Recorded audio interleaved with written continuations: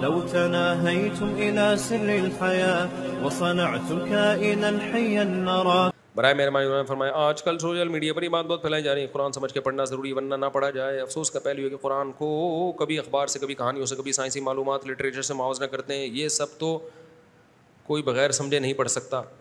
قرآن کو بغیر سمجھے بھی پڑھنا چاہیے، سمجھ کے بھی پڑھنا چاہیے. بعض لوگ یہ کہتے ہیں، مولوی لوگ کہتے ہیں کہ قرآن سمجھ کے نہ پڑھو، قرآن ترجمے سے نہ پڑھو. بعض ایک دو مولویوں کے ویڈیو بھی چلا دیتے ہیں، دیکھو یہ فلاں مولوی کہہ رہے ہیں قرآن ترجمے سے مت پڑھو. جب کسی کا فساد مقصد ہوتا ہے نا، فساد، تو اس کو پروپیگنڈے کا موقع چاہیے. اگر علماء قرآن کو ترجمے سے منع کرتے تو یہ ترجمے کیے کس نے ہیں؟ یہ علماء نے ہی تو کیے ہیں.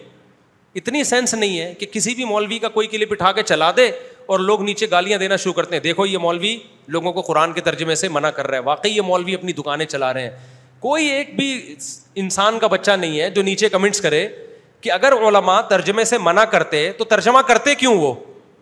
یہ جتنے قرآن کے ترجمے ہیں یہ ڈاکٹروں نے کیے ہیں کیا؟ سائنسدانوں نے کیے ہیں؟ سارے علماء کے ترجمے ہیں. یہ تو کس لیے کیے ہیں؟ خود پڑھنے کے لیے کیے ہیں. اگر خود پڑھنے کے لیے کیے ہوتے تو ترجمے کی علماء کو ضرورت کیا؟ ان کو تو عربی میں قرآن سمجھ میں آتے. تو عوام کے لیے کیے ہیں. تو یہ نہیں کہ ایک آدھ کلپ کسی بھی مولوی کا اٹھا دیا ہے تو ترجمے سے منع کر رہا ہے اور سارے مولویوں کو برا بھلا کہنا شروع کر دیا. تو جو اسکالرز یہ کرتے ہیں نا ان کی نیتیں ٹھیک نہیں ہوتی. اگر نیت ٹھیک ہوتی تو وہ یہ سوچتے کہ اگر علماء ترجموں سے منع کر رہے ہوتے سارے علماء تو ترجمے کرتے کیوں قرآن کے؟ وہ ترجمے تو علماء نہیں کیے ہیں، اسی لیے کیے ہیں تاکہ عوام کو عربی سمجھ میں نہیں آتی تو ترجمہ سمجھ میں آ جائے. سمجھتے ہو کیا نہیں سمجھتے ہو؟ اور یہ بھی کہ لوگ قرآن سے سمجھنے سے روکتے ہیں. قرآن سمجھنے سے روکتے تو ہمارے درس قرآن تھوڑی ہو رہے ہوتے. مولانا سرفراز خان صفدر صاحب نے 20 سال درس قرآن دیا ہے گجرانوالہ میں. 20 سال ایسا جاندار قرآن کا درس ہوتا تھا کہ آپ کی سوچ ہوگی وہ. لیکن سوشل میڈیا نہیں تھا ان بیچاروں کے پاس، جو وسائل تھے ذرائع تھے اس طرح سے درس دیا. مولانا اسلم شغبوری صاحب کو شہید کیوں کیا ہے؟ درس قرآن کی وجہ سے شہید کیا ہے. یہ تو سارے مولوی ہیں جو قرآن کے ترجمے بھی پڑھا رہے ہیں، قرآن کا درس بھی دے رہے ہیں. مدرسوں میں بھی قرآن پڑھایا جا رہا ہے، ترجمے پڑھائے جا رہے ہیں. مولانا شریف تھانوی نے جو قرآن کا ترجمہ لکھا وہ تو اس لیے لکھا نا عوام کے بھی سمجھ میں آئے. تو یہ ساری چیزیں یہ ایک پروپیگنڈا ہے. تو علماء قرآن کے ترجمے سے روکتے نہیں ہیں، کرتے ہیں بلکہ ترجمے. اردو میں بھی ترجمہ ہے، فارسی میں بھی ترجمہ ہے، انگلش میں. مفتی تقی عثمانی صاحب کا انگلش ترجمہ بھی آ گیا ہے. اگر علماء قرآن کے ترجمے سے روکتے تو مفتی تقی صاحب انگلش میں ترجمہ کر رہے ہوتے کیا؟ تو یہ فضول قسم کے اسکالرز آ رہے ہیں، بیٹھے بیٹھے بس پھینکتے رہتے ہیں.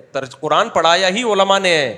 ہاں ہم یہ ضرور کہتے ہیں کہ کسی مستند عالم دین کا ترجمہ پڑھو. آپ ترجمے میں غلطیاں بھی ہوتی ہیں. جن لوگوں کو خود عربی نہیں آتی وہ تمہیں کہاں سے قرآن ترجمہ کر کے بتائیں گے؟ وہ غلط تفسیریں کریں گے، غلط ترجمے بتائیں گے.